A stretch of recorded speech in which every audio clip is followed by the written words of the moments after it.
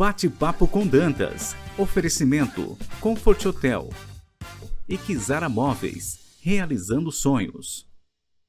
Olá, boa noite para você que acompanha a programação da TV Cultura Litoral. Está começando mais um Bate-papo com Dantas. Hoje vamos falar do Outubro Rosa, mês de conscientização em torno do câncer de mama.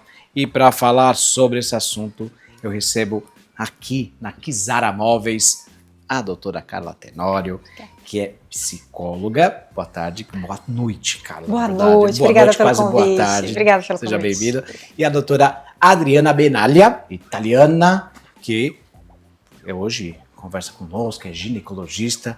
Boa noite, doutora. Boa noite, como vai, Dantas? Tudo bem? Seja muito bem-vinda. É um prazer estar aqui com vocês, compartilhando um pouquinho de um trabalho tão importante que é a conscientização do Outubro Rosa. Com certeza. Olha só, a doutora Adriana, para vocês terem uma ideia, pessoal, é ginecologista formada pela USP, no campus lá de Ribeirão Preto. Ela tem título de especialista pela Febrasgo e experiência nas áreas de estética genital e também hormonioterapia e emagrecimento. Já a doutora Carla Tenório, ela é professora universitária, ela é escritora e também é pós-graduada em neurociência, é claro, é co-apresentadora da TV Cultura Litoral. Dito tudo isso, vamos seguir então com a nossa conversa. Meninas, posso tratá-las como meninas? Claro, pode. Então, vamos nessa então. Pessoal, que acompanha a gente em casa, 95% dos casos de câncer de mama podem ser curados e detectados precocemente. Segundo a Organização Mundial da Saúde, hábitos saudáveis são essenciais para prevenir esse tipo de doença. Pergunta a você, doutora Adriana, o Outubro Rosa é uma das maiores campanhas de conscientização que acontecem no planeta Terra. Qual é o impacto real na prevenção e no diagnóstico precoce, que é o mote da campanha do Outubro Rosa? O Outubro Rosa é importante porque ele foca justamente na conscientização de todas as mulheres, de todas as idades, mas principalmente depois dos 40 anos, da importância de se cuidar, de fazer os exames de rotina anuais, né? Passar no ginecologista, independente de sentir ou não alguma coisa, né? Voltado para prevenção principalmente. Embora não exista uma prevenção, por exemplo, uma vacina para o câncer de mama, quando ele é diagnosticado precocemente, como você disse, realmente existe uma chance de mais de 95% de cura, e a pessoa vive aí como se não houvesse nada antes, né? Dá para a gente cuidar, prevenir, e a pessoa ter uma vida normal e morrer realmente de velhice. Certo. Agora, doutora Carla Tenório, do ponto de vista emocional, o que essa campanha representa para as mulheres? Nossa, representa um alerta, né? Então, ela coloca, na verdade, holofote, luz em um tema muito importante, porque, veja, não é somente a questão do adoecimento físico. Todas as vezes que falamos em câncer, especialmente o de mama, falamos também como isso toca o símbolo feminino, que é o seio. É verdade. Então é um símbolo de sexualidade, de maternidade, é um símbolo feminino muito importante, que traz muitos medos, muitos receios, então está atrelado diretamente às questões emocionais também. A campanha acaba trazendo luz, ela acaba potencializando então esse tema e fazendo com que as mulheres olhem mais para elas, para além do corpo, né, para além da funcionalidade de uma mama, de um seio. Então eu acho muito importante esse tema, viu, Thiago? Que bom que foi trazido aqui, ele é muito importante. As mulheres têm receio de procurar ajuda, elas têm esse receio de cuidar, de se exibir e falar, eu preciso de ajuda, que eu estou sentindo alguma coisa. Como é que você vê essa situação? Ela existe na sua opinião? Existe o medo. É óbvio que quando a mulher ela busca um exame de rotina, que já é culturalmente na categoria feminina, a gente sabe que desde novinhas a gente já busca o ginecologista, já faz os exames de rotina.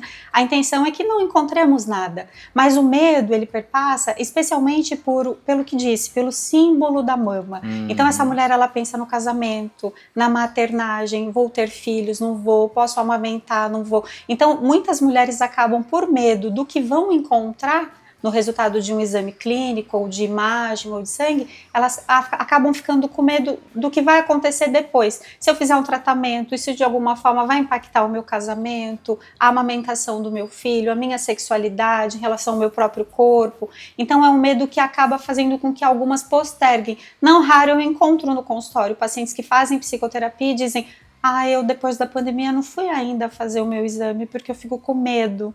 E esse medo perpassa exatamente por essa simbologia que dissemos aqui. Então é importante falarmos disso para a gente desmistificar e dizer, na verdade é importante que você vá, porque se precocemente encontrado, como a doutora muito bem citou, você vai ficar curada, você vai fazer um tratamento, vai ficar curada e pode minimizar também os efeitos posteriores ao tratamento. Então existem tantos caminhos, não é? Por isso que é importante falarmos e destacarmos aqui que não é um fim, pelo contrário, é o começo de uma luta importante para que ela tenha mais saúde e qualidade de vida no futuro, no pós-tratamento e assim por diante. Saúde psicológica, inclusive, né? Com certeza. Doutora Adriana, para quem tem esse medo e evita, né, de ir no consultório por receio de descobrir algo, o que a gente pode dizer para essas pessoas? Então, é importante ressaltar, como já foi dito antes, a importância do diagnóstico precoce. É claro que, assim, uma vida saudável, o controle do peso, fazer exercício físico, tudo isso contribui para a prevenção do câncer, dos cânceres em geral, mas especificamente do câncer de mama. Já existem estudos, né, que mostram isso, que o estilo de vida influencia, impacta muito mais, por exemplo, do que uma reposição hormonal e outros aspectos. E quando o diagnóstico é feito precocemente, a gente, por exemplo, faz uma mamografia ou um ultrassom e diagnostica um câncer suspeito. Se ele tem menos de 1 centímetro, às vezes a pessoa não precisa nem fazer, por exemplo, uma mastectomia ou fazer radioterapia ou quimioterapia. Às vezes só fazer o quadrante, né, que é tirar uma parte da mama, já é o suficiente para aquele tratamento ser curativo, sem necessidade das outras abordagens terapêuticas. Então, essa é a importância de se procurar fazer o diagnóstico precocemente. Legal. E além da mamografia, né, temos também o Papa Nicolau. Eu queria saber quais são os outros cuidados, né, que devem ser mantidos. Por exemplo, exames preventivos ao longo do ano, ao longo de um mês. Sim, isso varia um pouquinho de faixa etária, né? Tá. É claro que uma menina adolescente não vai ter necessidade de fazer tantos exames, depende se ela já iniciou vida sexual ou não. A gente passa pelo processo, às vezes, do pré-natal, né? Da contracepção. Então, assim, os exames, em geral, a gente faz exames laboratoriais para fazer o diagnóstico de algumas outras patologias que são vistas, por exemplo, um diabetes, se tem o colesterol, o problema de tireoide, às vezes é muito frequente, e isso tudo é feito por exames simples de sangue, né?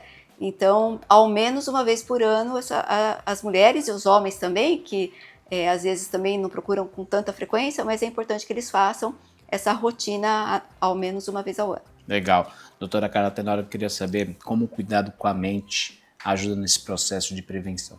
Ajuda na prevenção e ajuda também no tratamento e no prognóstico desse tratamento, que é a possibilidade da melhora. Veja, quando uma mulher se cuida emocionalmente, ela vai diluindo pensamentos que podem, por alguma razão, até em relação ao próprio diagnóstico, pesar sobre ela a questão da responsabilidade com a família, com os filhos, com o próprio casamento. Então, veja, ela às vezes, quando enfrenta um diagnóstico, ela se sente culpada exatamente por enfrentá-lo. Certo. E na psicoterapia a gente consegue demonstrar, através então de ajustes e ferramentas terapêuticas, que essa mulher pode diluir essas responsabilidades, delegar algumas em função de um tratamento, por exemplo. Então, eu não preciso continuar carregando tudo. Eu posso diminuir o peso dessa bolsa. Muitas coisas que eu estou carregando aqui, talvez eu possa delegar para outros membros da família que vão me ajudar a tornar essa caminhada menos pesada nesse momento. Então, a psicoterapia é um acompanhamento essencial para as emoções, e nós temos também estudos que corroboram com a ideia de que quando a mulher se cuida emocionalmente, ela tem um avanço melhor no seu prognóstico, ela tem um tratamento mais eficiente. Então a gente sabe que as nossas células, elas gostam de pessoas bem ajustadas emocionalmente, e quando há muitas toxicidades, inclusive mentais, isso dificulta. Então é importante você diluir pensamentos tóxicos, é importante cuidar do estilo de vida, como a doutora falou, e é importante então fazer isso com acompanhamento de um profissional de saúde mental que esteja focado na tua história. Então busquem sempre ajuda, seja ela uma ajuda particular através de uma psicoterapia, ou via convênio, ou via Sistema Único de Saúde. Existem voluntários que também atuam nessa área. O mais importante é que essa mulher não fique carregando esse peso do tratamento e também das questões emocionais que fatalmente vão acontecer.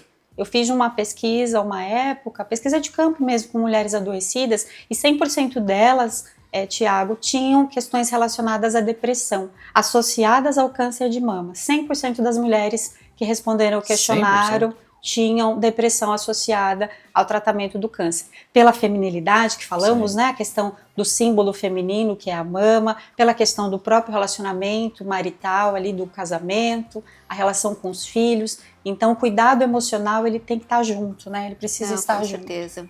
E a rede de apoio, familiares, amigos? Essa pergunta é direcionada às duas, eu vou mandar para a Adriana primeiramente. Nesse processo de cuidado, qual a importância dessa rede de apoio? Então, muitas vezes essa mulher ela se sente sozinha, meio que abandonada, porque a mulher normalmente tem aquele olhar de cuidar, né, do materno. A gente já tem esse... culturalmente, inclusive, né? Nós cuidamos muito mais do que o homem seria mais o provedor e a mulher do cuidar. E quando ela adoece, às vezes ela não tem esse apoio familiar. Então, é de extrema importância que ela tenha essa rede de apoio.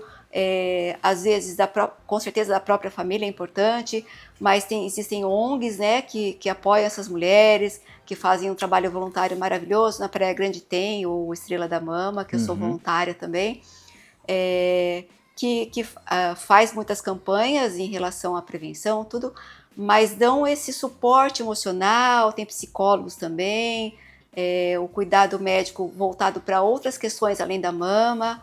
Então é fundamental que o marido esteja ali presente, principalmente, ou uma irmã, mães, né?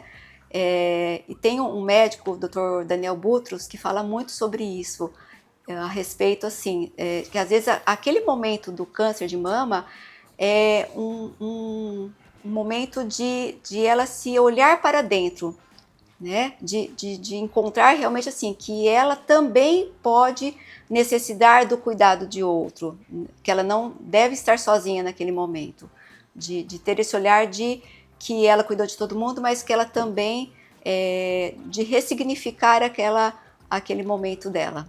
Carla?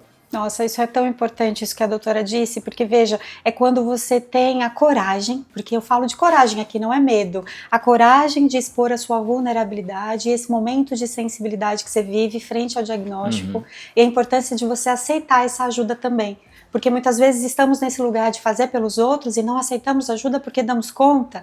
Nesse momento, não. É corajoso, sabe? Faz parte do processo de coragem da mulher ela dizer: sim, eu estou vulnerável e mais sensível nesse momento e vai ser muito importante contar com a tua ajuda. Uma amiga, uma parente e a própria família. Isso vai ser importante para essa mulher conseguir fazer os enfrentamentos que ela precisa fazer a fim de que ela tenha um prognóstico e uma evolução boa desse tratamento, né? Perfeito.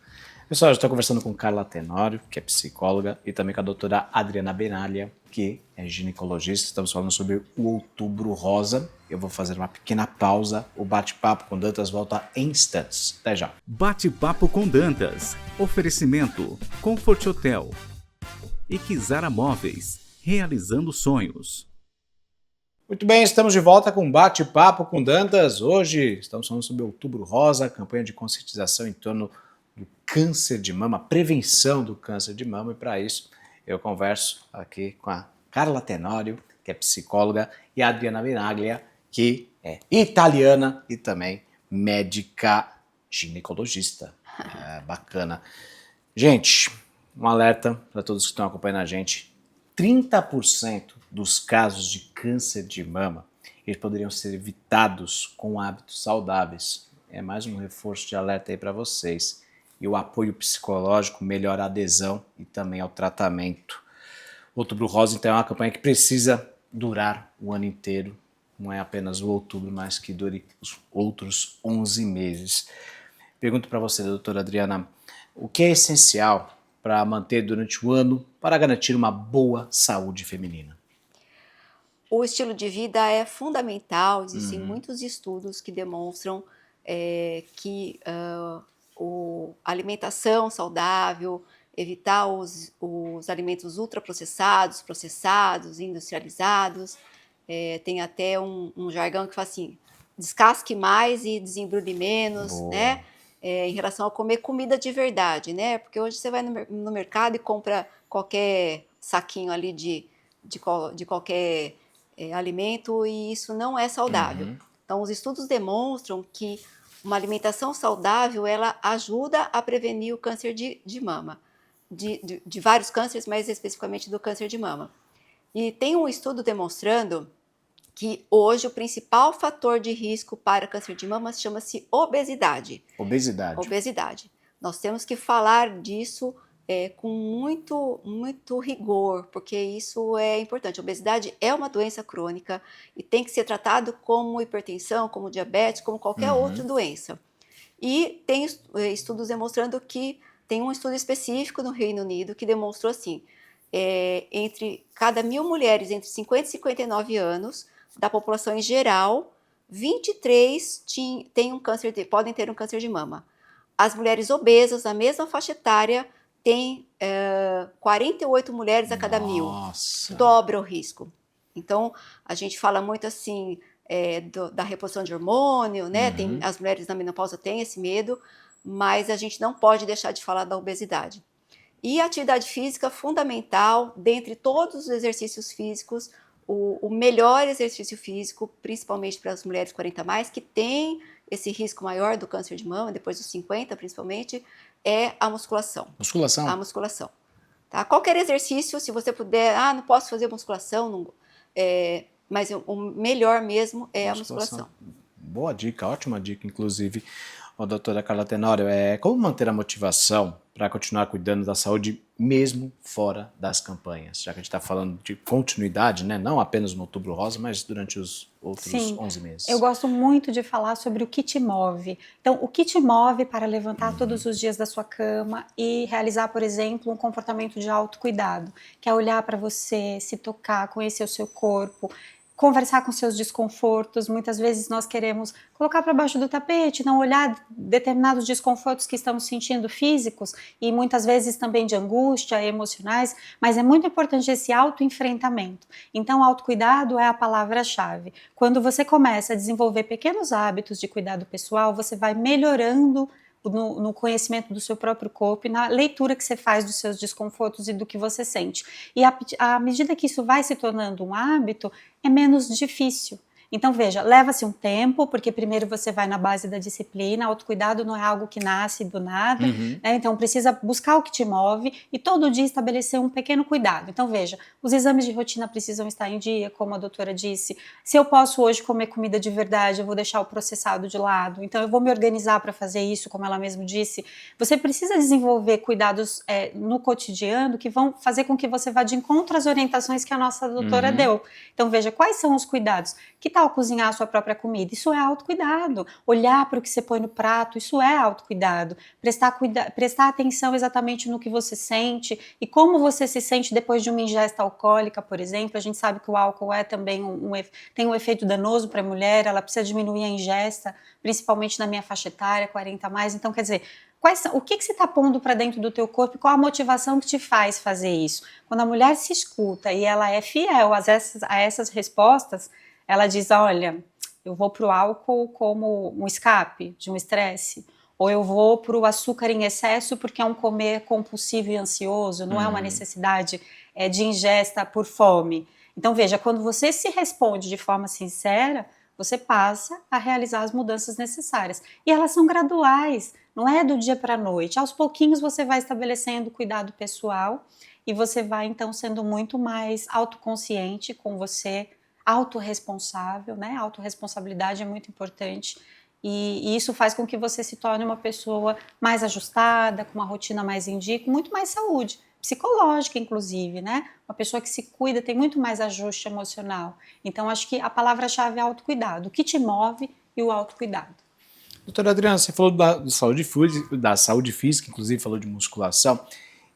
Tem um outro autocuidado, que eu peço até desculpa ao pessoal de casa pela minha ignorância em relação ao assunto, mas eu sei que existe o próprio exame, o próprio, posso chamar de exame, mas a própria condição que a mulher pode fazer em casa, que é tocar o próprio seio, Sim. se sentir algum nódulo. Eu queria que você explicasse para o pessoal de casa isso.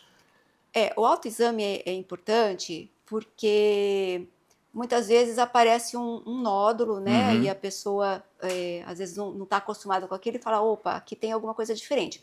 O importante não é você, mas como é que eu vou saber se eu tenho alguma coisa?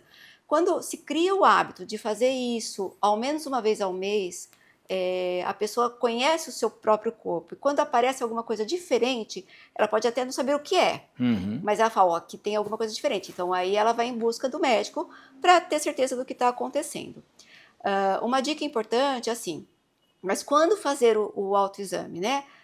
No decorrer do mês. Então, para as mulheres que menstruam, o ideal é que se faça esse exame logo depois da menstruação. Certo. Porque antes a mama está mais, às vezes, inchada, mais sensível por conta do pré-menstrual. Isso acaba fazendo com que a pessoa, às vezes, fique preocupada além da conta. Então, logo após a menstruação, isso realmente fica mais tranquilo, porque as mamas já estão mais desinchadas e não tem tanto esse impacto. Para as mulheres que não menstruam mais, que já estão na menopausa, estabeleça uma data do mês, né? Dia 1º, todo dia 1º, ou o último final de semana do mês, alguma coisa nesse sentido. Mas o importante é isso, que ela conheça o próprio corpo e quando aparece alguma coisa diferente, ela está atenta que realmente aquilo não faz parte dela, né? É isso. Legal. A rotina da mulher hoje, sobrecarregada, cuidar filhos, trabalho, enfim, uma loucura. E como é que essa correria do dia a dia, essa sobrecarga, pode impactar na saúde mental da pessoa, por exemplo, doutora Carla? Da sociedade em geral, não só das mulheres. A vida moderna, a vida contemporânea, ela não é a nossa aliada. Então eu costumo dizer sempre, tanto em clínica, em consultório, ou quando estou gravando com vocês lá na TV, que quem imprime o ritmo da vida é você. Então veja, se você esperar que a sociedade lá fora ou as agendas que você tem de cumprir na semana sejam gentis e generosas com você, e diga, agora eu vou deixar ela descansar um pouquinho porque ela está... Não vai. Então a vida contemporânea é uma vida veloz, a tecnologia nos imprime também uma velocidade adicional. Então veja, você é que vai ter que colocar esse limite. Então as mulheres precisam aprender a delegar, elas precisam aprender também a ensinar os seus a fazerem. Então veja, muitas mulheres acabam não ensinando os seus filhos a cuidarem de si, porque elas são muito cuidadoras, atenciosas e superprotetoras, e aí numa determinada situação de necessidade ela não tem com quem contar, porque essa pessoa também não aprendeu a cuidar de si, porque essa mãe fez por ele a vida toda. Então acho que é importante a gente fazer esse enfrentamento. Enquanto mãe, ensine esse indivíduo a também ser autônomo em relação à própria saúde e também faça isso por você. Dê limites. Coloque assim, olha, essa data eu não posso, porque essa é a data que eu vou fazer os meus exames de rotina, nessa outra manhã de trabalho eu tenho a minha atividade física para fazer antes de começar a minha atividade de expediente. Então você coloca esses limites e você realmente entende que é você que imprime esse cuidado, não é a sociedade lá fora. Eu acho que isso ajudaria muito, né? É dar os seus próprios limites e impor as suas próprias condições e possibilidades. A gente falou da saúde mental, agora vou para a saúde física. Como é que essa sobrecarga afeta a saúde da mulher, fisicamente falando? Essa sobrecarga, com certeza, influencia no cansaço, no estresse, no dia a dia, e acaba impactando a saúde física, porque o estresse, com certeza, ele vai influenciar na produção dos hormônios, na produção do nosso metabolismo, e isso impacta diretamente na saúde física, não só emocional, mas na saúde física, com certeza. Eu acrescentaria um aspecto do cuidado em relação a si própria é justamente assim. Eu falo para minha paciente sempre, coloque-se na sua agenda. Você tem que ter um horário dentro da sua agenda para você, para o seu autocuidado. Legal. Né? Que você faça alguma coisa, ou um hobby, ou vai fazer uma caminhada na praia. A gente tem a praia aqui no litoral, ou vai ler um livro, ou vai para academia, mas que você tenha aquele momento seu, né?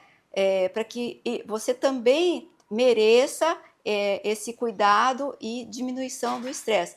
Hoje a gente fala muito de meditação, que eu acho que também é uma coisa bem, bem legal. Já tem estudos demonstrando que a meditação também influencia nesse aspecto assim, de você diminuir o seu pensamento, ficar mais calma. Isso impacta também positivamente na saúde como um todo. Doutora Carla, câncer de mama, o que a pessoa pode sentir fisicamente e que ela deve procurar ajuda médica?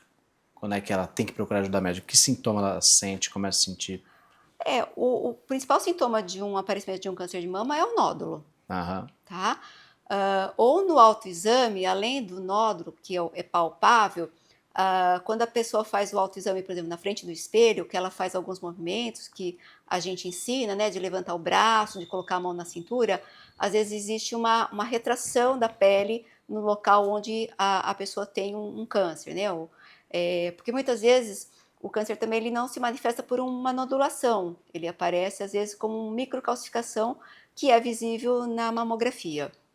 E então isso às vezes, dependendo do estágio que o câncer esteja, ele pode retrair a pele da mama no local. Embora o objetivo é que a gente não chegue nesse estágio, porque aí já tem realmente um impacto maior, às vezes até de uma metástase local. Então o ideal é que a pessoa faça os exames periódicos para, se fizer um diagnóstico, faça mais precocemente que isso. Legal. A gente já chegando ao final do nosso programa, eu queria que vocês deixassem um recado pro pessoal de casa. Vou começar para a Carla, nesse Outubro Rosa. Que recado você deixaria pro pessoal de casa a respeito dessa campanha tão importante? Ela é muito importante mesmo. E aí, pense para além do diagnóstico. Se você se deparar com algum diagnóstico na vida, seja em relação ao câncer de mama ou qualquer outro câncer, e seja você mulher ou não, qualquer pessoa que nos assiste nesse momento, pense na sua vida para além do diagnóstico. O diagnóstico é mais uma fase da tua vida, mas ela não é determinante para que você deixe de se cuidar e muito menos para que você postergue o tratamento. Então, há pessoas que acabam postergando o tratamento ou se abandonando nesse lugar porque acham que estão fadadas a viver o diagnóstico. O diagnóstico é mais uma fase. Há muito mais vida, muito mais projetos que você pode, mesmo em face de um diagnóstico, desenvolver. Então você tem a tua família, os teus amigos, a tua carreira, tudo que você encontra como relevante na tua vida nesse momento, se abasteça disso como sendo um motivador para que você veja a tua vida para além do diagnóstico. Eu acho que esse é o recado que eu gostaria de deixar. Legal. Doutora Adriana? O importante é que cada mulher saiba o que ela faz, não exatamente no outubro, mas o entre outubros. Que ela se cuide o ano todo, que ela volte o olhar para dentro de si mesma, para que ela faça os seus exames periódicos, independente do mês, estabeleça uma data, um mês específico para fazer isso. Mas o importante é isso, é esse olhar para dentro de si mesmo e esse autocuidado que é tão importante aí em todas as fases da nossa vida. Legal. Muito obrigado pela sua participação, doutora Adriana. Obrigado, Carla. Estivemos conversando a respeito dessa campanha tão importante que é o Outubro Rosa, campanha de conscientização em relação ao câncer de mama, aqui na Kizara Móveis. E desta forma eu encerro o bate-papo com Dantas desta semana. Agradeço a sua companhia, a gente volta semana que vem, segunda-feira, às 19h. Grande abraço e até mais.